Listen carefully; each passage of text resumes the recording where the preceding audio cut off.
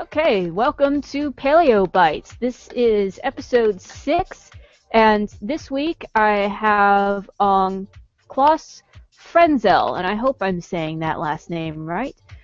He is a monk in the, you're going to have to help me say this, Klaus, GaudiyaVaishnava tradition, I believe? Yeah, GaudiyaVaishnavism, yes. GaudiyaVaishnava. Thank you. Actually, the common term is Krishna consciousness. Easier, maybe. Okay.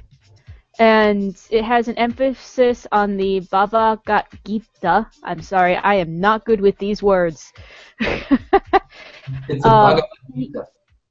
Thank you. I need R and Ra here to say it for me.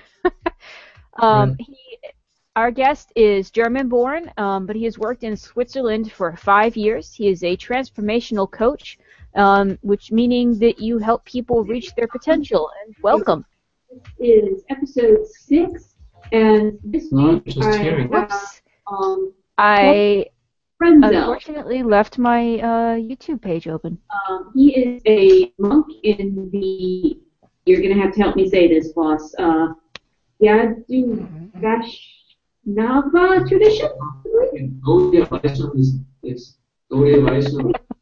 Actually, the common term is I'm trying to find the offending page. There it is. It has an emphasis on the Bhagavad-gita. I'm sorry, I am not good with these words. Thank you. I need R and Ra here to say it for me. Our guest is German-born, but he has worked in Switzerland for 5 years. He is a transformational coach, which meaning that you help people. I'm still hearing that. You're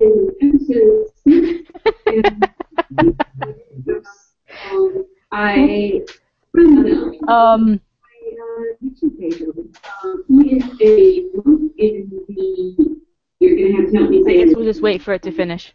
My apologies. I'm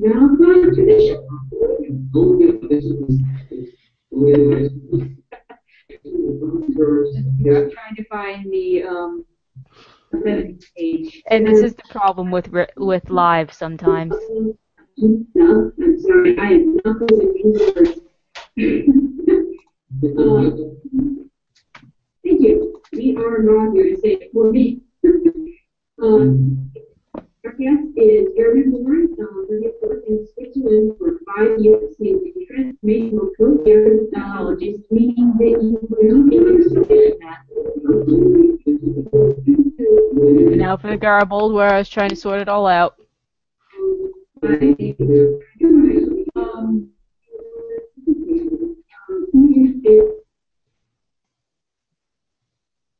Oh, did it stop finally? All right. There we go. Apologies about that. Okay. Back to business as normal, I think. All right. Sorry about that. So my first actual question is you are a certified transformational coach. Can you explain what that actually means? Right. Yes, I mean the term transformation means that like a person who takes that coaching is, how to say, supported to make significant changes. Transformation usually means to change from one state to another, and usually we mean with that some better or a more efficient state of being. And the transformational coach is someone who's there to support that, to facilitate that positive change. It can be personal transformation, it can be success in some field, it can be relationships, spirituality. Yeah. And in particular, since I work also as a therapist in the field of psychiatry, I use it there a lot as communication skills. It's about also transforming patterns, thinking patterns, behavior patterns, like that. Okay. So, how does your actual religious beliefs come into play when you're helping people transform themselves and become better individuals? Right. I mean, particular that there's in the Bhagavad-gita, the book we mentioned before, there's also pretty, how to say, complex psychology given. there's something called the three modes of nature, or like the Sanskrit term is gunas, and they represent the three main characteristics of material nature.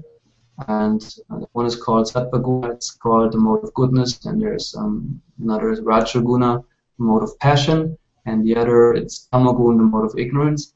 And these are practically also something like the creative principle, the maintaining principle, the destructive principle, quite a cosmic thing also. And we try to, or like it's described in the Bhagavad-gita that the Sattva Guna is the highest and the purest state. It's about maintaining, it's about also elevation, it's about having real knowledge and awareness and being in tune with also nature and oneself. And in this coaching, we try to aim at that state of Sattva Guna. And the very crucial point is also how we understand the self. Bhagavad-gita gives an understanding that the self is a spiritual being, having a body, which is also made out of these three modes of nature. And though we are conditioned by it, the body gives us certain framework, certain demands we cannot resist. And at the same time, though, the self is independent from the body. And actually, transformation means also to gradually come to the awareness or realization of what the self is. So, when you say that the self is separate from the body, what is it that you believe that the self is in separation? Is it like a soul? Is it a physical being that's connected to our body? Well, okay, yes, the Bhagavad-gita uses the word Atma. Atma means living entity, and yes, it's that what usually goes by the name soul. And it's understood there's another term called Brahman, and it means simply spiritual energy. So it's another term. Okay. And it's said like the symptom of the soul is consciousness. That we are conscious of this body is a symptom of the soul. As soon as the soul would be gone, as when we are dead, so to say, the body is unconscious. Even we can beat it or whatever, it will not respond. There's no perception going on anymore, no reaction. And ultimately, I mean, that philosophy has some basic steps, but it advances that the soul is an individual as well. It's not just simply some kind of impersonal energy. I mean, there's some philosophies that go in that direction, but the line I belong to, we understand the soul as an individual of spiritual nature, means it's also eternal, can transmigrate from one body to another. It's not temporary. So it means it was before the body, and it's actually, so to say, the co-creator of the body. Gita gives the understanding that through our desires, so we kind of give, so to say, the sanction, or like we make a deal with material nature that we get a certain body, certain abilities with certain possibilities, and then we can use it. And by doing so, we get very much identified with it. Might be gender, man, woman, might be race, black or white, or like religions, I'm a Muslim, I'm a Christian, I'm a Hindu. So that's a relationship. It's a lot about identification. But the problem is often we identify with something that is temporary or has not real substance. And then we change our identifications. Like I might change my faith, I might change my belonging, whatever. Yes. That's kind of... So basically make sure you read the user agreement before you enter your body then. Can you say that again? Sorry. Make sure you read all the fine print before you actually enter your body, right? So, were you always your current religion? Did you convert from a different religion? I'm curious because a lot of times you hear atheists who are like, oh, we used to be this religion or we used to be that religion. But a lot of times when you meet somebody who's religious, they've been brought up that way. Right. So I'm curious. I haven't been brought up like this. I grew up in Germany, and also religion was present there to some degree, but my parents haven't been religious. They were kind of socialist type, communist type that was common. But they were simply atheists, I would say. Yeah. Huh. Okay. So how did you come to your religious beliefs then, considering that you weren't raised in that? All right. I've got to say, at some point, it more or less happened. Looking backwards, I can tell, okay, more or less subconsciously, unconsciously, I was searching. I wasn't such so aware at the time. And first, actually, I came through Christianity. I was in some, how you call it, free community or free church. It was not a big establishment church. It was some kind of independent church, some evangelic people. And they actually had my first experiences with religion, or like with prayer, with reading scripture, with getting into that kind of lifestyle, so to say. Then it came through my brother. Actually, he was already in touch first with his Christian group, but he also knew the Krishnas, our Krishnas, and then through him, then also I got in touch, and then gradually it happened like this. Okay. So it was a gradual thing for you. It wasn't just one day, oh, I'm going to do this. No. So, all right, I understand that part of your religious beliefs state that you're not supposed to consume meat or alcohol. And considering that you converted to your religion, was there a period of change in your life where you had to say, all right, I need to cut this off? Or have you allowed yourself a little bit of leniency with those rules? Mm-hmm. No, like this. When I took to Krishna consciousness, it happened in a way that I kind of joined, the temple, and I went to India also for some while, and I practically dived into it totally.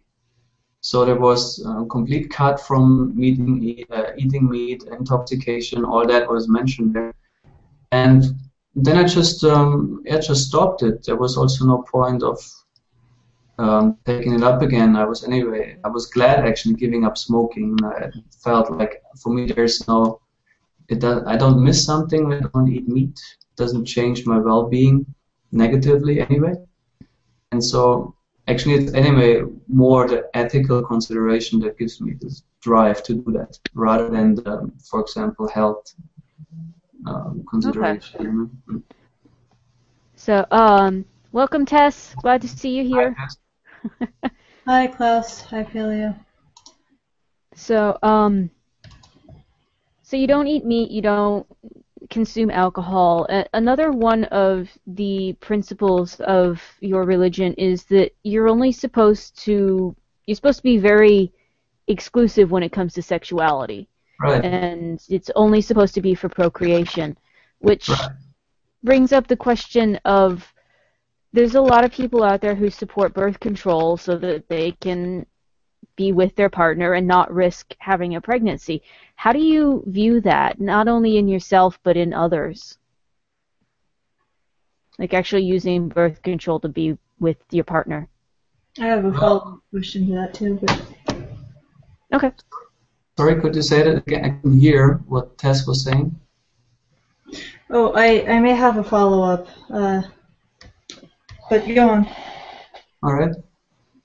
I mean, birth control, my understanding in the sense of using contraceptives that we don't do, and I don't support personally. I also don't do it.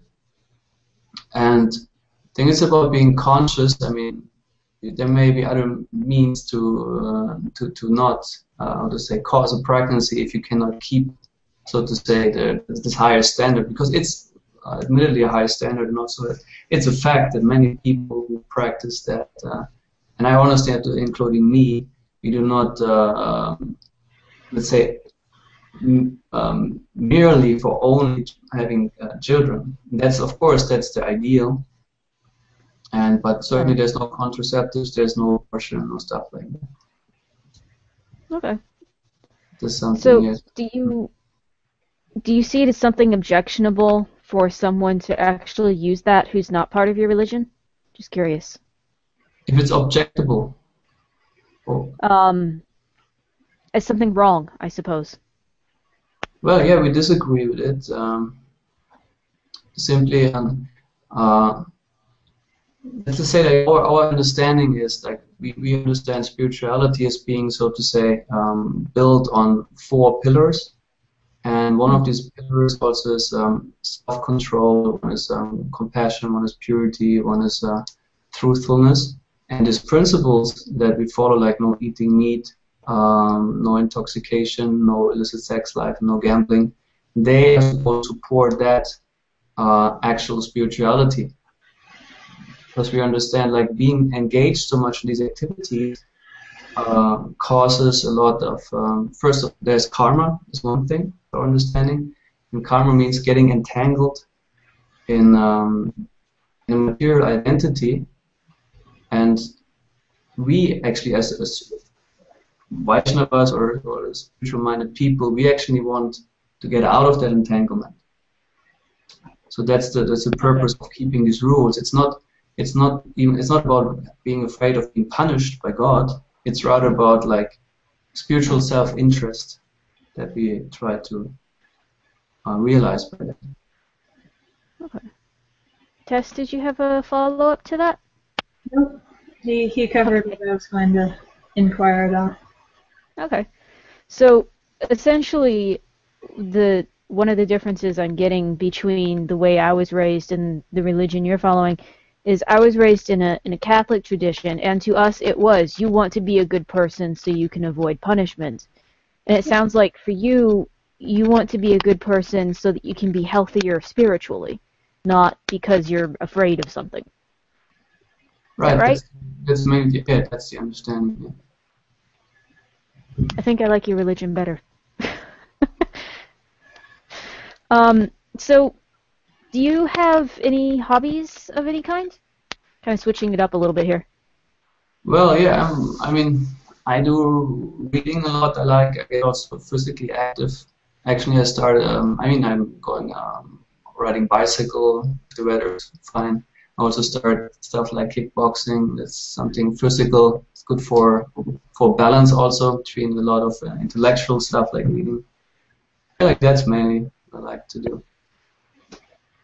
Awesome. I've wanted to try and pick up something like kickboxing, but I don't know if I would actually be able to do that. I get out of breath trying to rock climb, as Tess can attest to. All right. You'd build up to it. Pardon? You'd build up to it. I hope. So, you said your girlfriend was going to be watching this. Do you have any kids? Do you have any intent on having kids at some point? We don't have kids so far, but we have intention to have kids when the right time is there. Yes. And does she follow the same beliefs as you? Right. Yes. Okay. And I personally also, otherwise I cannot imagine that we could work out a relationship where people have very different beliefs. I mean, there are indeed people who do that, but for me, I could not imagine that this would work out really. Okay. So you can't see yourself as dating somebody who's of a different religion then? I mean, yeah, no, I cannot imagine that this relationship on a long run could work.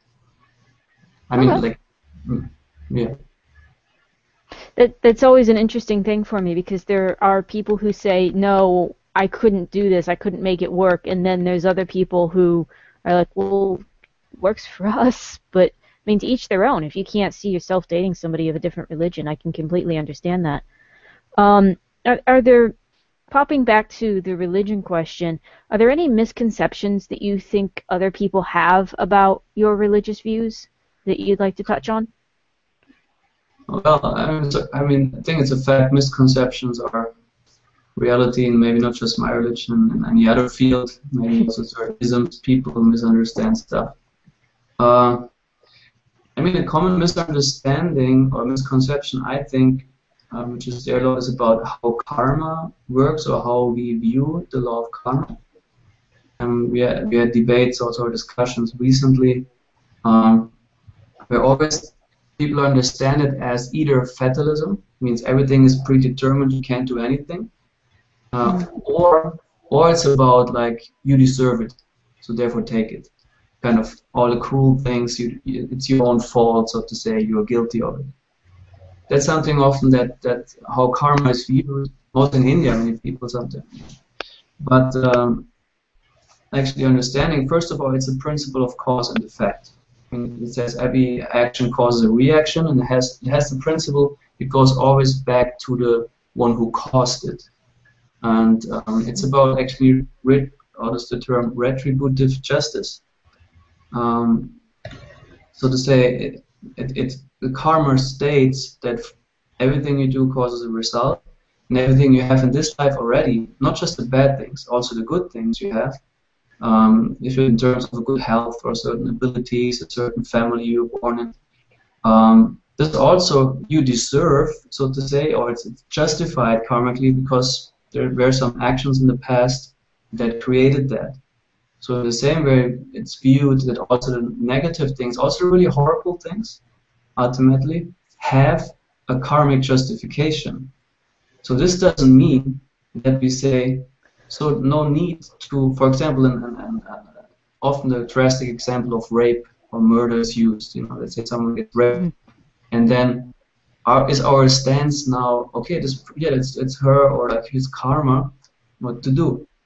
And it seems like maybe, the offender, there's no guilt on his side because anyway it was her karma. That's often how people understand it. But actually the point is, a crime remains a crime always. So even if you have the karma that something happens to you, still the person who ultimately, so to say, fills the plate of the perpetrator still gets reactions for that because it remains a criminal deed. Just the point is, like, he was, or like this person was just by his own will or by his own state of consciousness ready to be in this role of giving you that bad karma, so to say, you had accumulated. Could have been someone else. That's something that is there. And this also doesn't mean that we are like a person who believes in karma should be indifferent towards the suffering of others or being cold. Completely opposite. Karma does not exclude compassion. Still, like, suffering is a horrible thing. It's just about understanding that there is a reason for it and that there is responsibility involved. That's something I find there's often misunderstandings about that. Okay. So, speaking of karma, does your religion also believe in reincarnation? Right. It's practically, it can actually not go without, because we say that, yeah. Sorry, yeah, like two sides of the same coin, because it also said, like, if your whole birth, this body already is determined by some karmic reaction from before, so to say. Means actually, it's say by karma means literally translated activity, or like sometimes also said work, and by this activities actually create a certain type of consciousness, and ultimately we already create a new body for also previous life, for future life. That's the idea. That karma actually is explains, so to say, the why of this life, next life, or previous life. To put it like this. Okay. So, you spent time in India. I'm curious to hear about that. Were there any specific things that always stick in your mind fondly when you think of India? Yes, there are, so to say, two sides of it. On one side, what stuck with me, of course, is the impression of how prominent spirituality is there. Not everywhere in India anymore, but particular places, places of pilgrimage, where people are very dedicated and so natural in their spirituality, and they have some certain purity that sticks with me. Also, there's so much opportunity to always engage in worship and meditation and all that. On the other hand, of course, it's the dirtiness, the smells, the poverty, and also many cruel things that happen. That's the other side is also for Westerner, particularly also India was very crazy in many things. How things work there simply, and also of course we hear in recent news more and more about all this very heavy, cool stuff that happens there.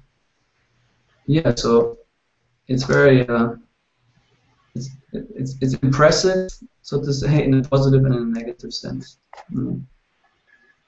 Mm. So, when you went there, I assume you were going to India for your studies in your religious beliefs or some sort of pilgrimage. Am I correct on that? Right. What type of place did you go to? Did they call it a temple or? There are a few places. One is in Uttar Pradesh. It's where New Delhi is. New Delhi is more south. From there, it's 100 kilometers. There's a place called Vrindavan.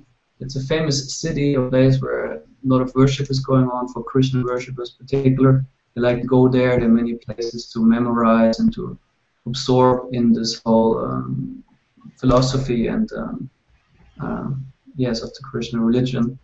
And other places in Bengal, it's more on the east coast. And that's usually, yeah, of course, temples are there, but also the whole area is usually connected with events that are described in the scriptures. Okay. The worshippers kind of also recall, like, all this was written there in scriptures to meditate and to perform certain maybe austerities and meditations and or pious activities, and welfare also, and stuff like that. A lot of times when people think of India, they think of these, not so much a monotheistic religion. They think of, you have all these different gods with all these different statues, and the monkey god comes to mind at some point. Is your... Jai Hanuman. Do you have that monotheistic view, or do you have the whole, like, pantheon of different gods? Right. Well, it's interesting. The term monotheistic has, I think, quite, you say, negative connotation. Okay. Like, I know, like, it's usually used, if you know it from Christianity. Monotheism means there's no God besides, and so simply, but from a philosophical sense, simply, yes, we could say monotheistic, because the idea is there's one, so to say, supreme God, but at the same time, from him, like many also so-called expansions or like then the so-called demigods emanate. So there's in India you find Shiva, you find Brahma, you find Hanuman. There's divine personalities. They all belong, so to say, also to the supreme God, but they, so to say, different status. Often some people worship Vishnu as supreme and Krishna. So there are many different ones, which are at the same time also one. That's kind of a bit, maybe sounds a bit irritating for some people, but that's the conception. That, okay, so to say, God is one in essence, in his nature, but there are many aspects of him, many expansions of him. There are also different names. So to say, there's plenty of names, so that therefore we are also very fine to acknowledge in different religions. For example, if people call out a different name of God, we are very fine with that, because we understand that, or in our understanding, God has many aspects, and according to that, many names, like Allah, as far as I'm aware, refers to the aspect of being powerful or almighty. And that's fine. We also believe God is almighty, so Allah, we find, okay, it's a name. Or it's, I don't know exactly sure about the meaning of Jehovah, but like the same principle. We understand, like calling out for God is calling out for God, ultimately. Okay. I lost my train of thought. I was going to ask something. Cool concept. What you just explained, I think that's a really cool concept. That's all. Yeah, in India also what you find, often people view it as kind of polytheistic. And if you meet whatever Indian person you meet, they may confirm that. There are different. Classical Hinduism is actually a philosophy that accommodates many kind of viewpoints. So it's which are like a colorful salad of things, sometimes. And and there's also, let's say, some people are more like impersonal. They say there are many deities, like Shiva, Brahma, Ganesh, but ultimately everything is just one impersonal energy. They're just, so to say, manifestations of that. People also share that views. There are personalists and impersonalists. That's so two main categories actually of spiritualists you find. Yeah, actually also in the West, just the names might be different. So when you went to India and you were born in Germany, so obviously you have a much fairer skin than the majority of people who are born in India. Did that come into play at all, how you were treated when you were there? Or did they even seem to notice? Well, I think that surely they noticed. I mean, I think different maybe people, Indians, they show it differently. I think it's safe to say, like, as a white person in general, they tend also to see you like kind of a cow they can milk. So you want to pay more for everything, that's for sure. Yeah, depends on. I mean, on what areas also. But I personally didn't get in any way attacked or insulted, but just to understand the general mood is also, of course, Indians have always, I think, a certain also distance maybe to white people. Though interestingly, also India, like also more fair skin is often much more appreciated than more dark skin. You see it also in movies, like they have also in Bollywood, they don't look typical Indians. They look so white. I always wonder if are they truly Indians. So they also have certain conceptions of that fair skin is more likable or is more appreciated. That's interesting. So now that you are back in a different area that is more, I'm assuming that you said you're in Switzerland, right? Right, in Switzerland. Okay. I messed up last night when I was announcing it and I said Sweden. Anyway, now that you're in Switzerland, is your religious belief a minority there? Yeah, definitely. Okay. So, have you started, I mean, you said you're a monk, so have you tried to start up a small temple or anything in your area? Well, it's more correct to say I had been a monk. Means I was living in a temple for a while, in an ashram, and I was living also, so to say, celibacy, and I was just having no own possessions. But now that it changed when I got my girlfriend and then my job, like now I have possessions, I'm a so-called householder. And so it's different than a monk in the traditional sense. So of course here in Zurich we have a temple, and I'm also involved there in terms of services and festivals and whatever. So there's something going on. There's, I think, a relatively big congregation. Also many Indians live in Switzerland, like in other countries in Europe too. And they naturally feel connected or inclined also to be part of that. That's interesting. I wouldn't have assumed that there were a lot of Indians in Switzerland. That's interesting. Yeah, excellent. Yeah.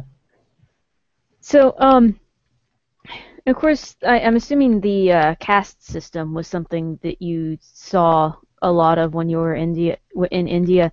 Did that come into play a lot of how people viewed you, or were you just kind of the outside was affected by it? I'm curious about that. I got to say, I was first. I took kind of, we were in a traveling group. I was with, so to say, these people, Hare Krishnas who knew already how to arrange things there. Like, I was not so much, how to say, not exposed to simply having to deal with Indian people on all levels all the time. And the caste system thing, I mean, also, of course, I could see. I mean, I saw mainly poverty, and I saw but also very rather kind of secular tendencies also where Indians, because India is already, it's mixed. They're mixed in so many ways. There are so many Western influences in so long time. I mean, the British had been there for so long time, introduced also Christianity and ideas with that. So I had not been confronted with this topic particularly in India.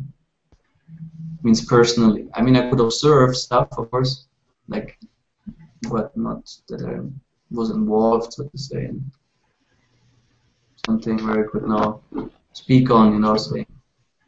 Right.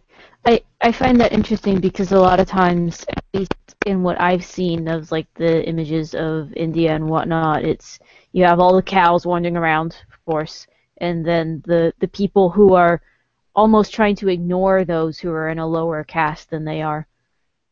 Oh yeah, that's happening. Yeah, of course. Yeah, I witnessed, so to say. Yes, this is going on there. There's how to say it. They distinguish, of course, a lot based on what family you're from. So they would Gotra, what kind of caste. Yeah, it's happening there, and well, I also have to say, in a way, it's of course more in the face, so to say. It's clearly established, so to say. But yeah, also in the West, actually, we also have some kind of caste system. It's not official, but you're like unofficially, like it's clear there. Like there's so-called high society. There are people in the middle, and people in the lower. Mm-hmm. So the caste, so to say, maybe not there might not be addressed like that and categorized in so many subcastes like as the Indians do. It's crazy. But there is divisions, naturally, yeah. Interesting. And you're completely right about that. There is actually very similar to the caste system in India. We just don't tend to call it that. There was a subject that you were wanting to talk upon, and that was the subject of guilt. Right. I mean, no, we covered already a bit already when we spoke on karma. Mm-hmm. Because also in the coaching I do, or like on the therapy work I do, it's a lot about, of course, supporting people in their change, in their transformation, in their, how to say, getting more healthy, because I work in the psychiatry field, more mental health. And this has to do a lot also with thought patterns, behavior patterns, but also simply with life events that people can hardly digest. You know, people come with depressions or this kind of disorder, that kind of problem, either based on loss of a loved one, or like so many, let's say, failures or like bad experiences, or traumatized, or so. It's a lot about dealing with things, with life events, with one's own personality, one's own patterns, and that involves, of course, always, even if it's not particularly addressed, but it always is circles around personal responsibility and also guilt. Often people come and have immense guilt feelings about this or that, and about having done everything wrong, or having taken responsibility of others.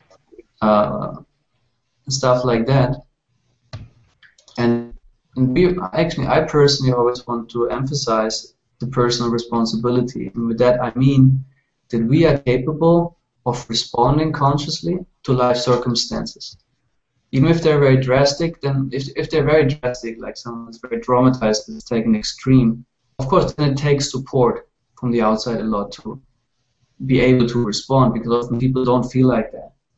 But in general, that's my approach, my understanding, that we have certain capacity to be responsible. It means that there's a certain range of choices we have, possibilities, and to see them and to also use them, that I consider being responsible.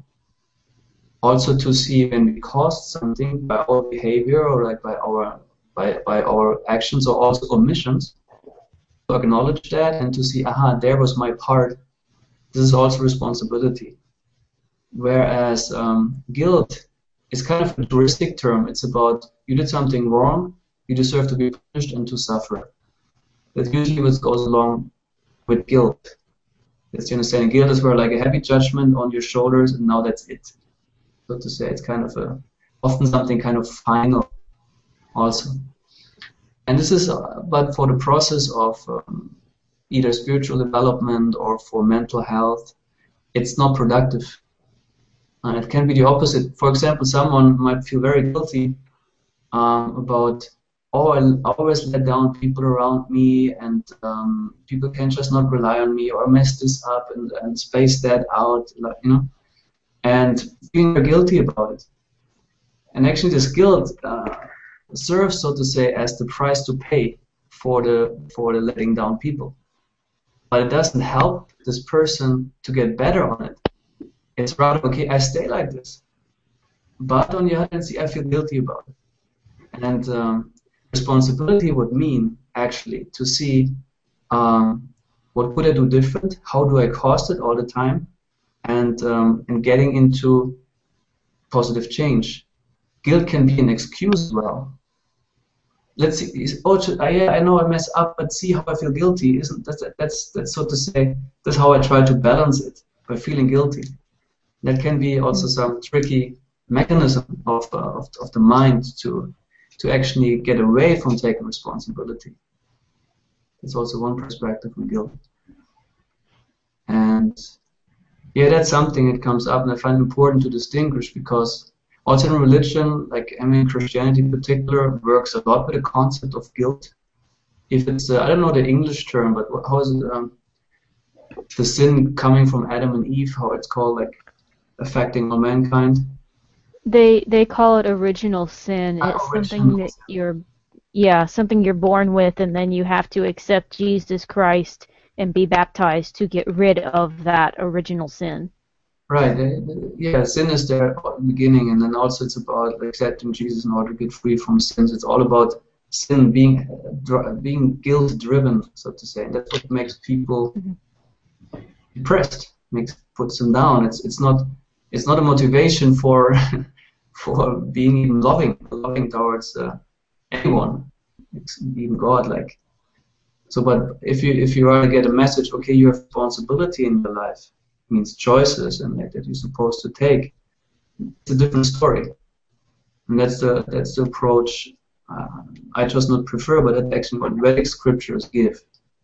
Of course, there's space for guilt. Also, even if you're an atheist, there's, in juristic terms, there's guilt. If there's a crime, you be found guilty, you get a punishment. That's there, of course. But it's a different kind of. It has its place, but a limited, so to say, limited space. Not that your whole life is about I'm guilty. That's right. So, there's something that I've been curious. Two things that I've been curious about. One, is your head shaved as part of your religion, or you just do that? No, it's part of it. I have also here like classic Christmas. Oh.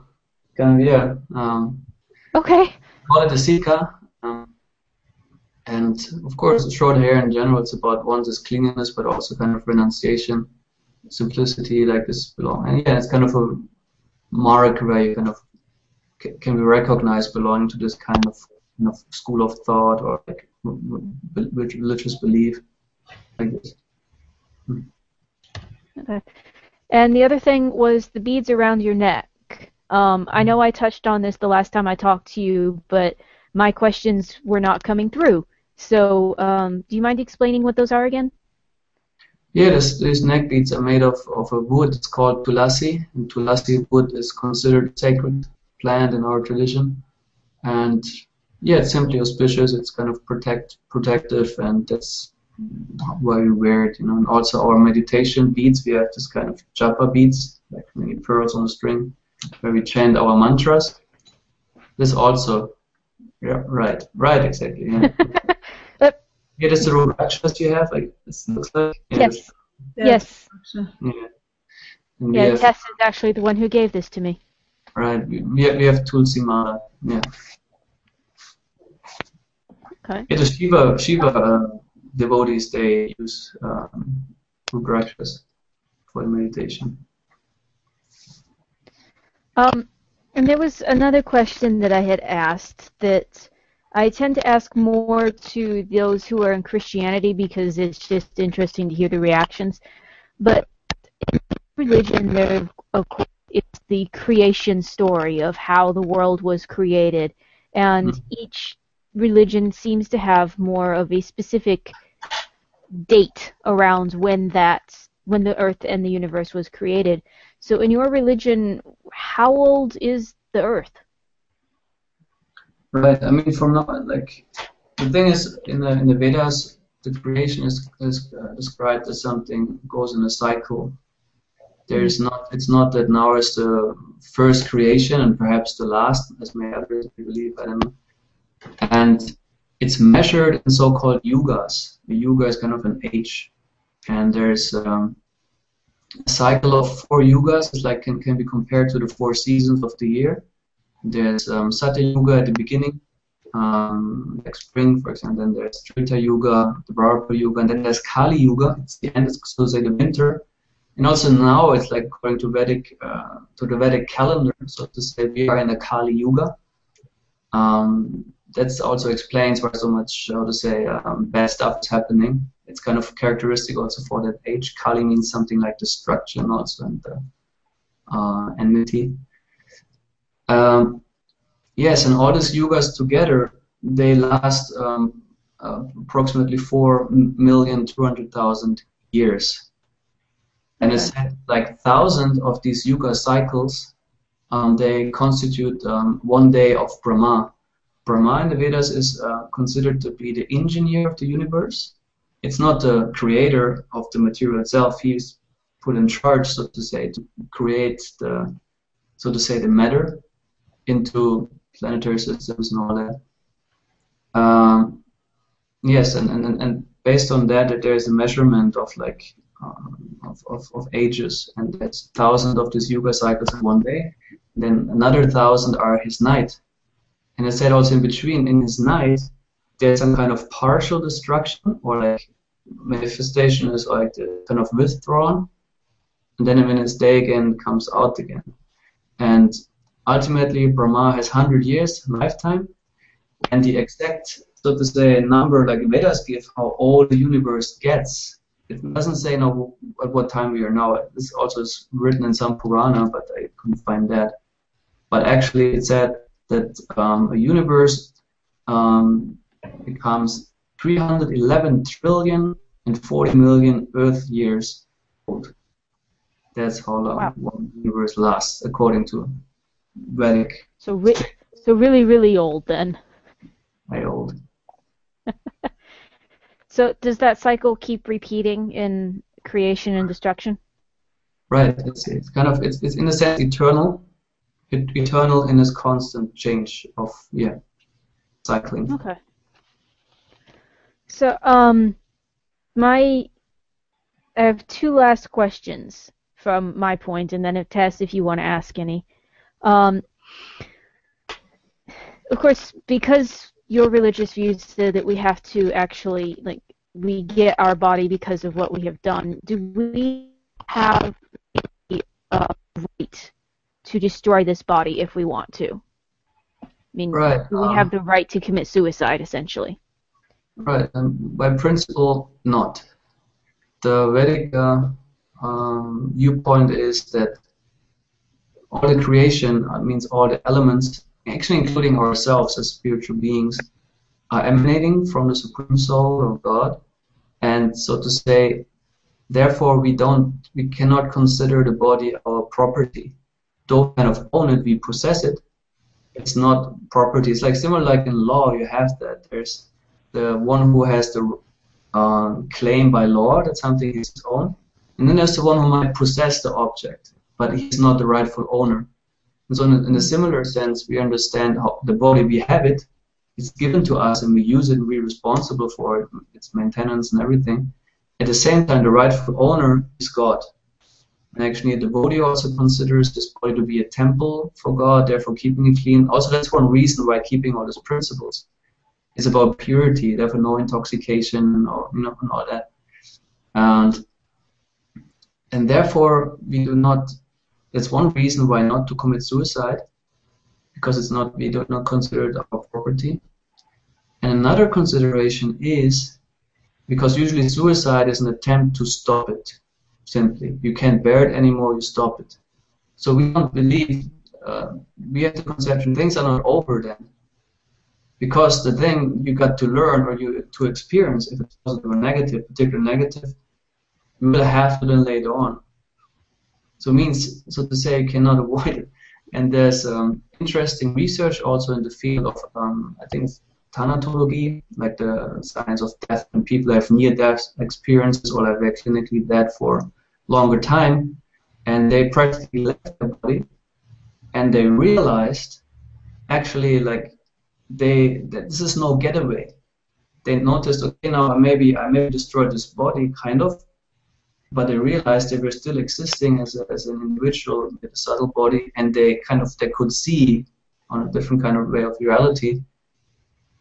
Still, they have to go through that. Then in the next body, if not this one. So that's another consideration for committing suicide, because actually with this we kind of would make it worse. Okay. I like the explanation that you gave on that. That's really nice and clear. Thank you. And the last question that I had is on a much lighter note, I think.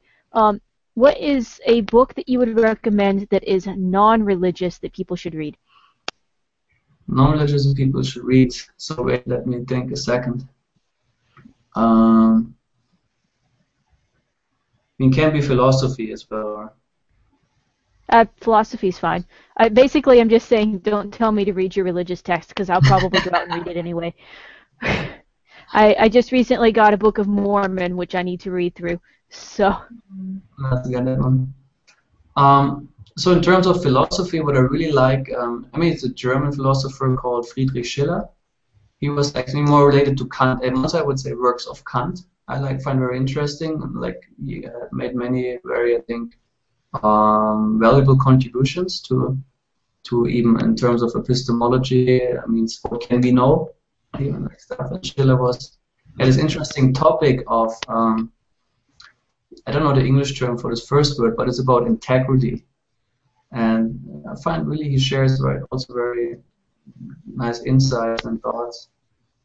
But otherwise, usually what I read is always connected somehow with religion, not necessarily mine only, but with others as well. So that was something that comes to my mind at the moment. What is the guy's name you just said? So I can write it. Friedrich Schiller. Schiller. It's like, how to spell it? It's Schiller. Okay, thank you. So, Tess, Oh, sorry, Klaus. You were saying?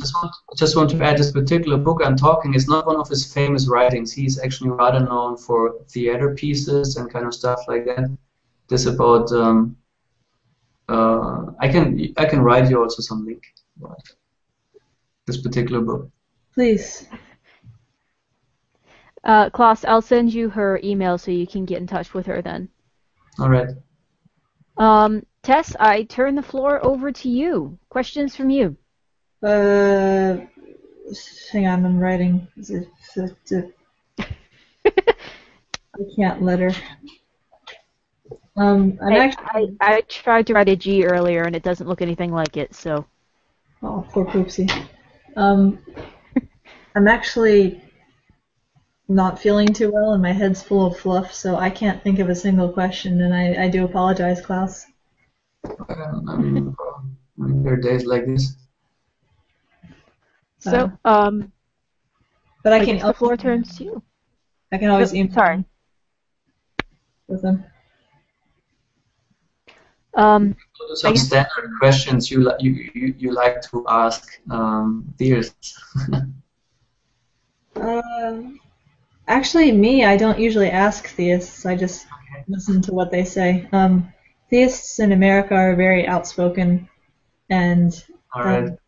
They don't wait to be asked. Yeah, they don't. They kind of just tell you everything all at once. Nor do they ask about your own position. But Okay. Mm. I will email you questions if I come up with them. All right. So I guess the floor is turned over to you then, Klaus. Do you have questions for us? Well, I just, so far as I'm informed, that Tess is feeling herself belonging to kind of the Buddhist approach to life, or like even Buddhism really kind of as a whole lifestyle. And maybe you can share about yourself, how, like, what does it mean in your case, like being Buddhist, if you consider yourself being Buddhist, and what kind of maybe impresses you on it, what some viewpoints you have that you would like to maybe share or speak on. Well, it's funny because that relates to what you said about guilt. And you said something about guilt running your life, and it did run my life for a few years, and a side effect of that was depression and like non-productivity and eschewing the responsibility that you spoke of. And so what you said really connected with me. So after that happened, like Buddhism seemed a good, like a way to kind of take that away, not take that away, introduce more love than I had been letting myself feel. So I don't know. To me, Buddhism is self-training. I mean, being also an atheist, a lot of Buddhism just makes no sense to me, and it's ethereal, and like some of it I can't really substantiate with logic. But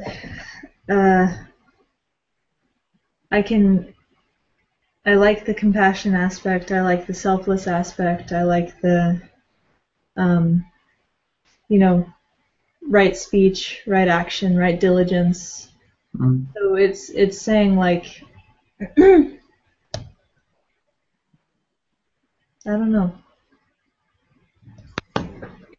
It's productivity, training yourself to be a better person.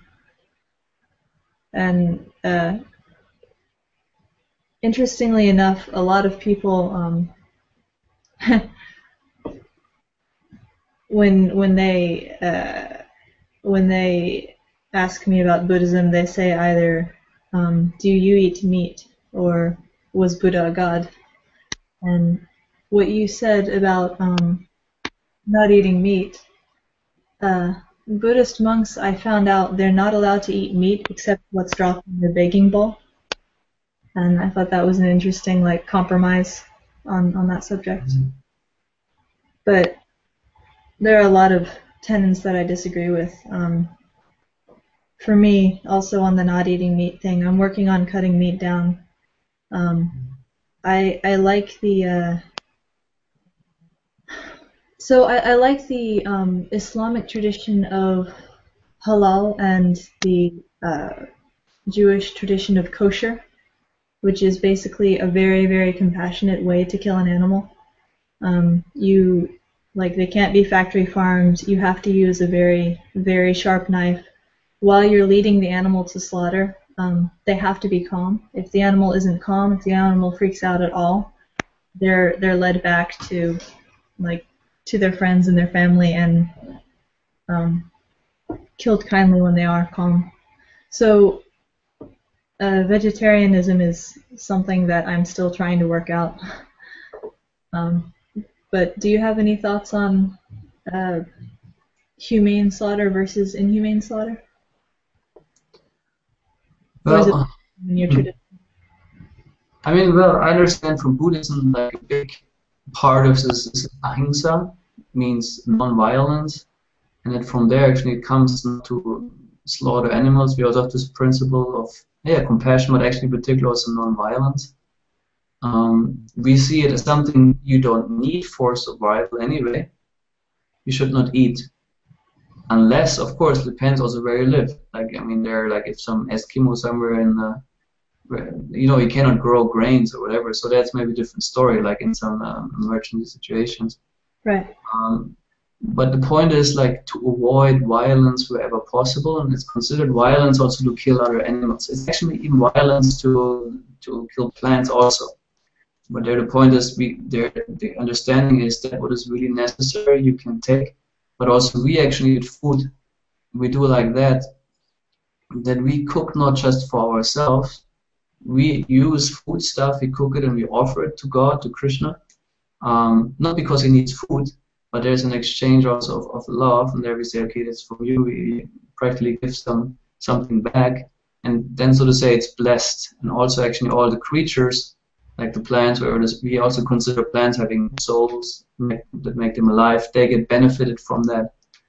And if it comes to human or inhuman slaughter, this I find how to say it, a concept that I find it's an oxymoron to me, in a way, because I find if killing, or like when they say compassionate killing, I think if you would ask the animal, it's called like I could kill you really horribly with let's say with a knife that is not sharp, or like this and that way, or I could kill you like really kosher. Which one do you prefer? And the animal would say, probably would say, don't kill me all. Yeah. It's like also with humans, like you could say, okay, I murdered you very decent, you know, I didn't do any bad stuff, I didn't torture you before, so therefore it's not murder, so to say. So we disagree. We say killing remains killing. Of course, it makes a difference on some level how you kill the animal, but for us, there's not much of a point of so-called, what do you say, more human or compassionate killing? Humane. Yeah. Mm. No, I see what you're saying. You're right. Because actually, like also understanding, there's also the karmic aspect of it. It means karma is about also, because we have desires, right?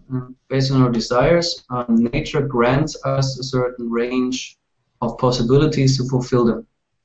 You know, we can, if it's in terms of eating, we can eat different food stuff.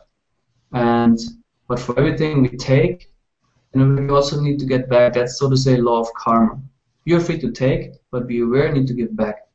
And when it comes to animals, it is said that those animals you consume, you, so to say, have to switch role in another life and be the animal who is slaughtered. And that's the thing. So we say, why would we want that? No, we wouldn't. You know, so therefore we avoid, like the same like with doing also stuff to people.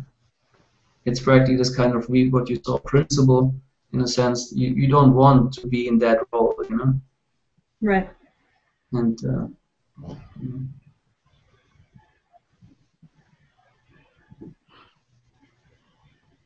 that therefore, actually, to me, I mean, in terms of justice, karma is actually this thing that makes the most sense to me.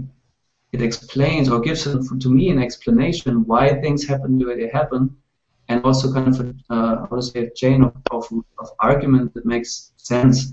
Though it's not nice, but it makes sense to me.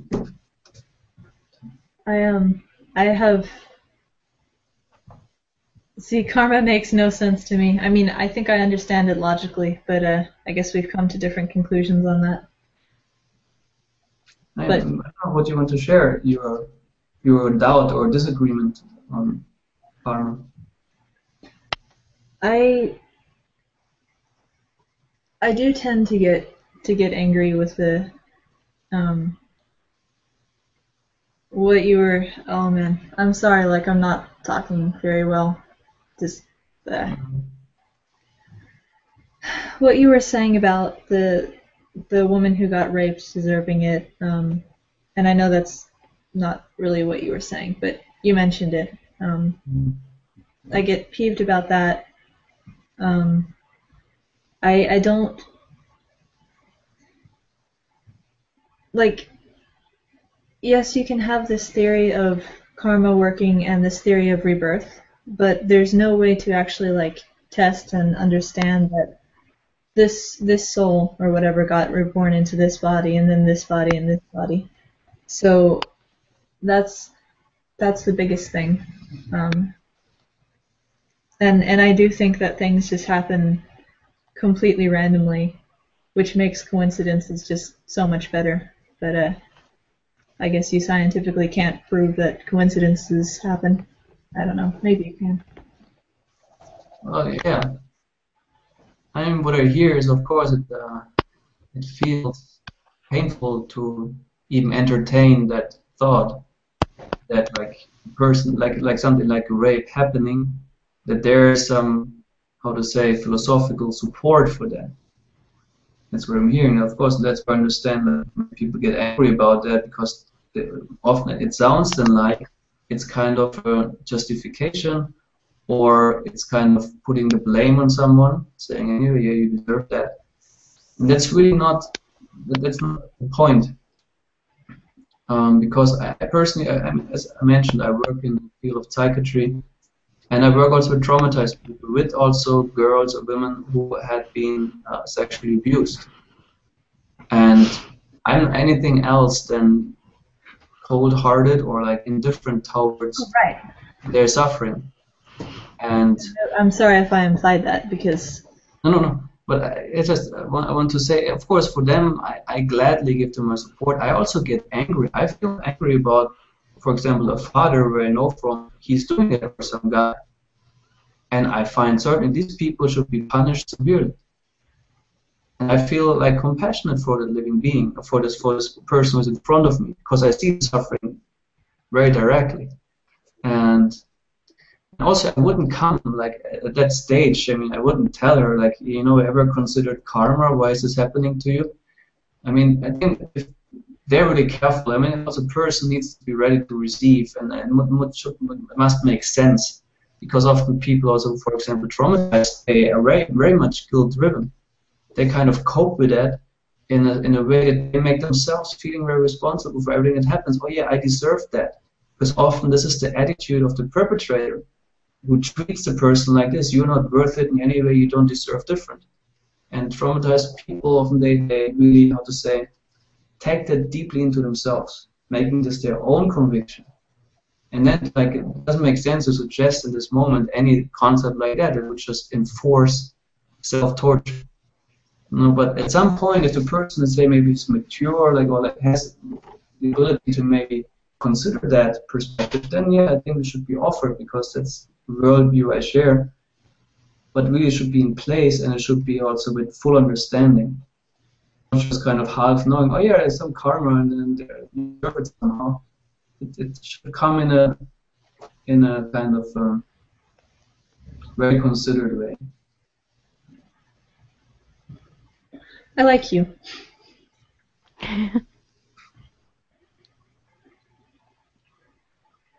Sorry about disappearing there for a moment. I have 2 cats, and one was doing questionable things. Yeah. Okay. Did you have any other questions, comments for us? Well, it's always since you like, if you speak of atheism, of course the question arises. Let's say if there's no belief in any deity, like usually the definition of atheistic people give, atheism is simply about lack of belief in a deity. Often I find this term interesting, lack. This indicates as if there should be something. But rather I would maybe form it just simply not believing in a deity, but okay, there's lack of belief. And what do you replace that with when you challenge or like when you face the question of existence itself? Who am I? Why am I here? Why is this cosmic arrangement there? Like that. Anyway, they're questions. And the only really prominent theory that usually is brought forward by atheists or atheistic people is Darwinism, or like not actually the really old one, the neo-Darwinism is probably the proper thing to say. So what is your what do you replace theism with, so to say, in your life? Well, I have a 2-part answer. Yeah, I'm writing again so I don't forget. Darwin. Wow, I can't spell.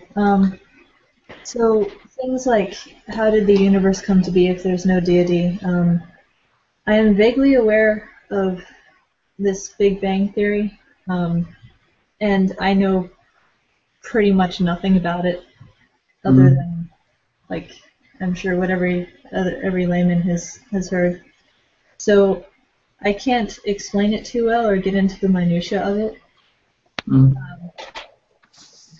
But I'm also like, I'm here to be all floofy and like ethereal. I'm here now, and you know, whatever happens, I'm not explaining this well. Stuff like that, like how the universe and how life started and whatever, isn't something I generally tend to think too much about because it doesn't affect me. I mean, if there is a God, or if there's a deity or deities, whichever, they're on this plane and I'm on this plane. And I understand that most of the Indian traditions that I've read about say no, like the deity and you are one, and like everything's interconnected. And but I was raised in an area where monotheism rules, and in that the deity is separate from the individual. So I don't really think too much about that. In terms of placing a belief or replacing a belief in a deity with Darwinism or neo-Darwinism or whatever you have. Well, yeah, I mean, I believe in evolution. I'm learning a lot about evolution now, and that's pretty cool. But I wouldn't say that, like, you know, evolution is... I don't know if you can replace the concept of deity with anything, because evolution can't stand in for the concept of a deity. It just... You would sort of say instead, rather than you, for example, believe, okay, like a deity or God created everything, you practically view the existence itself as maybe out of itself manifest by maybe chance or like, you know, out of some reason whatsoever, and it's there. So this could also be, I would consider that replacement. You just different worldview. Well, then that's pretty much it. What you said. In me or Paleo? Oh, like, me?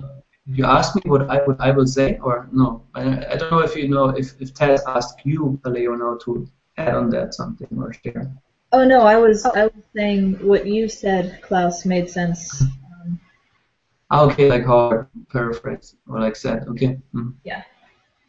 Sorry, I'm not communicating very well recently. Yeah, right. Understand. Yeah, maybe then we don't have to, so to say, force any discussion or debate. I mean, well, yes, yeah. I mean, what I heard from you is that usually it comes to deity of like you have rather a feeling of distance. A deity would be anyway something rather away, so it would be not something tangible for you, something that influences your daily life, because so therefore can be as well as something else if it anyway has not a strong connection to you.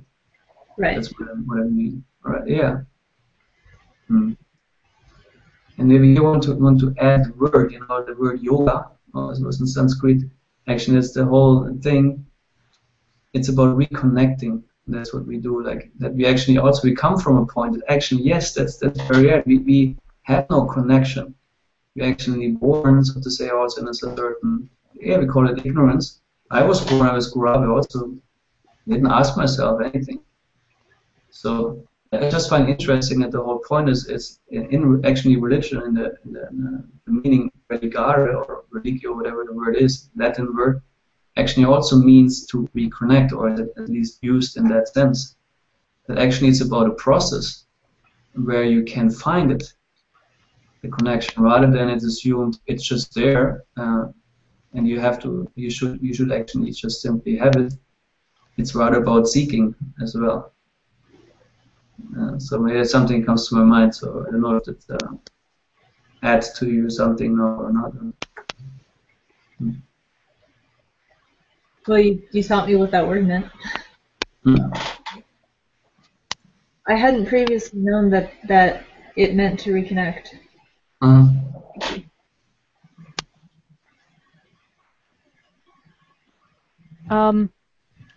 I suppose I'll answer the question as well. I think you were posing it to both of us. Yeah, right. Of course, Tess has the Buddhist atheist, and I'm a little bit of a mix of. I've adapted some beliefs from Buddhism. I was aware of that lingering a bit, but in terms of like what I replace that, what is my purpose type thing, I actually have a very almost very cold response to it in a way, because basically my sole purpose for being here is to reproduce, pass on the genes of the species. That's and yes, that is kind of a Darwinistic idea of it, but that is what every human's core purpose is, really, is to make more people. But in terms of what I give myself as a purpose for being here, I make my own. And for me, my purpose is to learn and to help other people learn and to give them what knowledge I have and to make this world a better place for those who are here and who will be here, or as impact it as pleasantly as I possibly can, anyway. All right. And we have a question that popped up on the YouTube channel. They want to know what you have experienced the ego to be, or in other words, what is ego? That's a good question. All right. Means in the tradition where I belong to, or feel belonging to, ego is understood as a sense of self. Means with ego, I mean that's what I consider what I am, and we distinguish between a false ego and the right ego, so to say. It's not, for example, some schools. I guess Buddhism is about also how to say, dissolving ego, means kind of getting rid of any ego. We rather like say there's a false ego, and that means that is the material body you can identify with. Material body means it's, for example, man, woman, or like being a black, white person, whatever. Like this is bodily designations, which are very impermanent. They constantly change, particularly if you look from aspect of, or from a viewpoint of being an eternal soul. This is not the real ego, not the real self. It's some changing. Also, like your faith, you can change. For example, I had been Christian for some while. Before that, I was probably an atheist, or didn't particularly wave the flag of atheist. But so these things change. It does not really address my core self or being if I use an external designation to identify with. So the real ego we consider as identifying, this term aham brahmasmi, means I am spiritual energy, not just some impersonal energy, but a living entity, an individual, which has also ultimately particular, maybe form a particular relationship with God. And that's where we work on self-realization. For us means to arrive at a point of being aware what this particular relationship is and what the self in its spiritual nature and form and individuality is. So that's where we're aiming at, to find out our real ego. That actually it's a journey from false ego to right ego, so to say. And our process is yoga or mantra meditation. Mantra means something that mana is mind, and tra is that what frees the mind. Actually, it's about freeing from all the conceptions that are not really addressing the core self, misconceptions, so to say, of the self we have. This same person has also followed up with, what do you think is the main problem that is stopping us from realizing the true self? And they specify as in fluffless, simple language as possible. Fluff is a great word. That, I would say it's the desire to stay on the false ego, to make it very short and simple. Because we are driven by desire to either enjoy or to be something particular. I might be very attached, for example. I'm from Germany, I'm a male, I'm a therapist, and I might be, for example, very much identified with it. I think that's me, and I really want to taste that kind of identity. And that's what keeps me away from looking into what is my true self. What if I lose my job? What if now I live in Switzerland and now I have different kind of identity? So this kind of things change. So if I'm not willing to perform serious introspection, to clearly also analyze a bit what is myself, I will not arrive there.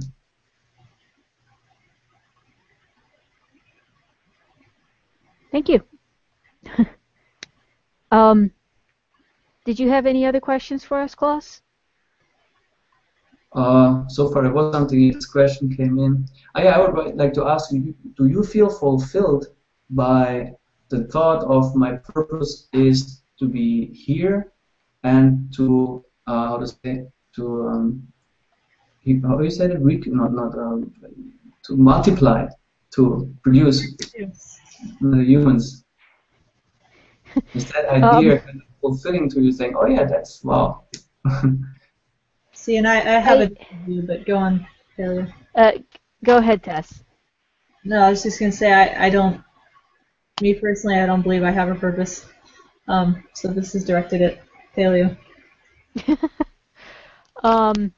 At the current moment, the purpose that I see as the very core thing for human beings, no. I have not fulfilled that whatsoever. No, rather, if it is fulfilling to you, like if it makes you content to think that way. What I was asking. Content, yeah, I in a way, at least the very, very basic thing that I defined as, that is the purpose of a human is to reproduce. But to me, I also see that as in it's everybody's purpose and it's every creature's purpose on this planet is to reproduce. So to me, I feel connected to everything because of that. So that's... Gives you something in common. Yes. Yeah. It makes, like, I sometimes I take a step back and I say, wow, I'm not only do I have the same core purpose as everything on this planet, when I get down to the very genetics level of it, I'm also related to everything. Mm-hmm. So it's this whole thing feels really nice. So in that sense, yes, I do feel quite content with that. In terms of fulfilling the reproduction thing, not at all. Right. I have no desire whatsoever to have kids. Okay. But it's interesting that you on one side believe there's a purpose, at the same time you don't feel inspired to fulfill that purpose. Because so something, like when I had this kind of discussion recently also with someone who came really from this kind of reductionist biological point of view, we are practically bio-robots and our purpose is to multiply, to reproduce. And I would like to challenge that. And I would like to place the challenge, maybe if it's fine, to say that compared to a car, it would be the same if I would say the purpose of my car is to put fuel in it and to clean it, to maintain it. That's the purpose of my car. But actually I might object to say, well, wait a second, is the need for maintenance, or can that be the purpose of the thing? Isn't rather the car meant to bring me from A to B? Would that not be more reasonably considered the purpose rather than the maintenance of the car? So the purpose to you is the journey, then, if I'm hearing you right. Oh yeah, that's good. Yeah, it would be a journey to self-realization. Yes, you picked up on that. Yeah, but yeah, it would be my understanding. But simply also to challenge the point of making it a purpose to maintain something, like a car, for example. Yeah, I'll agree with that. I completely agree that there's the additional purpose of making sure that the individual is still kept up, and that you just enjoy what you have. So, if I'm understanding your analogy there correctly. I mean, just the analogy, like it's pointing out what is the primary purpose of something, what is the need that is connected with the thing. You know, like, because the car, let's say if I would come to you and say, okay, my car, the purpose of my car is that I can put fuel in it and to maintain it. What would you say? Would you say, oh yeah, I agree with that? Or would you say something? There's that purpose of maintaining it in order to keep it going and keep it running, though, I think. Right, because the car, why is the car there? It's supposed to bring you from A to B in the first place. Right.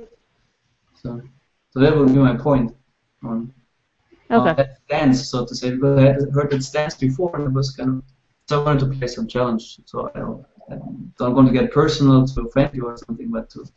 No, not at all. I mean, the idea of actually getting from point A to point B and to actually journey there, I agree there is something to do in your life and to actually get somewhere with it. I agree with that point.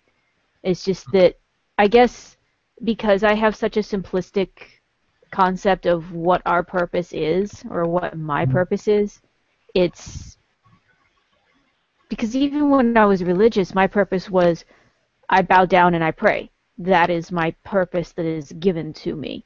So I've always had that very simplistic idea of what a purpose is. Okay. So I guess maybe I'm not. Sometimes things don't comprehend completely immediately when they're proposed to me. All right. I apologize. Yeah, no problem. I find it interesting that I don't know. As I said, I don't really think I have a purpose, and I find it interesting that the two of you put so much emphasis on that particular subject, and I'm really not quite sure what to say about it. All right. Well. Go ahead, Klaus. No, you can also.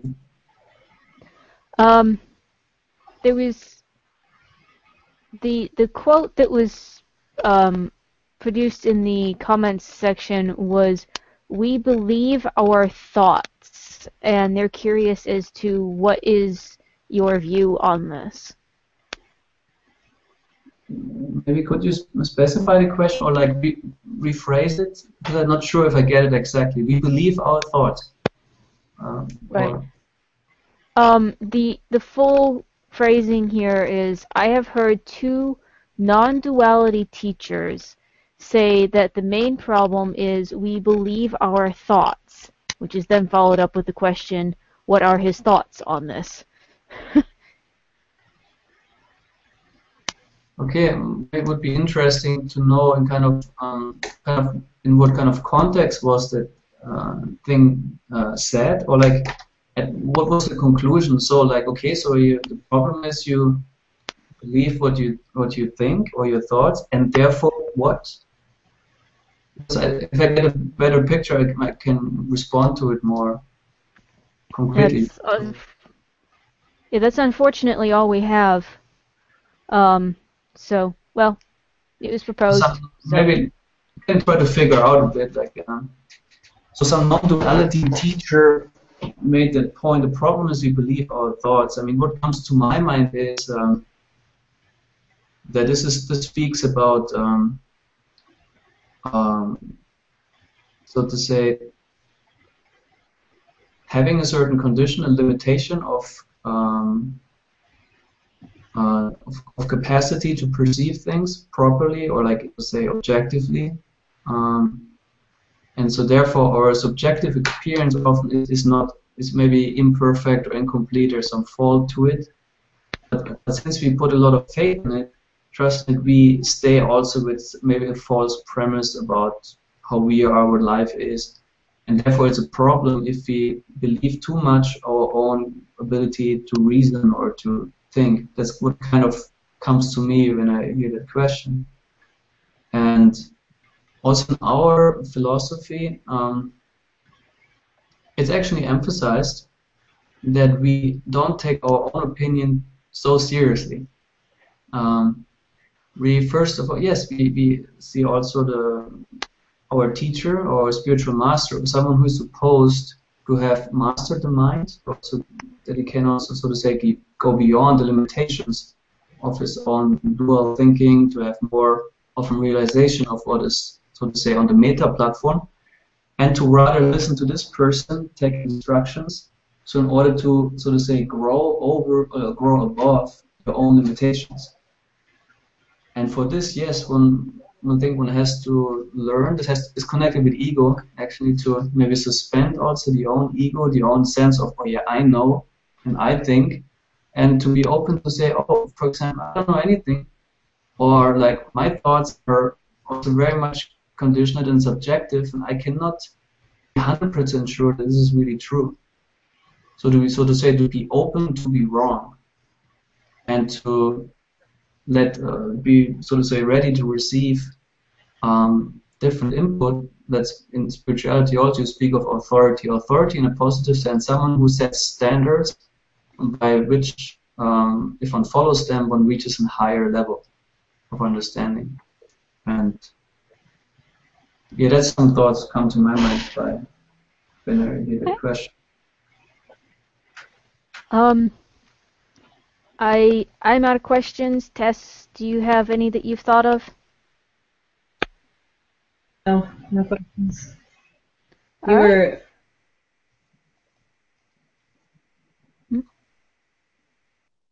No, Paleo's gone. I think she may have frozen. Klaus, can you hear me? I can hear you, Tess, yes. So your picture seems frozen. Oh. Or maybe I'm disconnected. No. Can anybody hear me? I cannot hear Tess. I can hear you. I can type it. Okay. All right. I guess Tess froze then. Yeah, I'm assuming so because she's attempting to call me. Do you have any closing statements then, Klaus? Well, so far, I mean, I appreciate the conversation, the dialogue. I think I always like to get into conversations like this. I think that's valuable. I think that's kind of adds to one's own understanding. I'm glad this whole kind of setting is there. I think it's also in our time. It's a very nice tool to also add positively to particularly this kind of debate feeling of theism, atheism. And I find what you're doing, the way you approach it, is something rather positive. Your attitude is, okay, I want to hear what's your point of view on this, rather than simply trying to impose something, and to this way then to get into healthy dialogue. And I find this something that's very needed. And therefore I appreciate very much your invitation, whole arrangement. I'm glad to You're very welcome.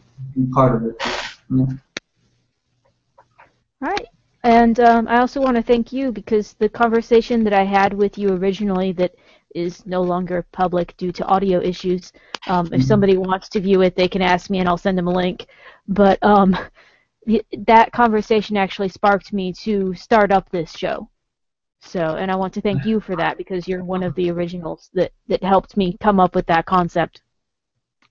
So I guess this is the end of the show. If those who are watching this appreciate what I'm doing here, like, comment on the video, subscribe. I also have my own YouTube channel that's under Paleo Clipper. You can view these episodes there as well as some other random things that I like to do. Klaus, are there any websites that you'd like to direct people to at all? Well, I mean, of course, if they're interested, they can, I would, of course, have my personal website, and but for just now, like, you can add it in the comments also. Okay. All right. I suppose that is everything, and I will see you on Facebook, and I will send you Tess's email address so that she can get in contact with you. Okay, thank you very much. You're welcome. And thank you. Have a good night. You too. Thank you. Bye.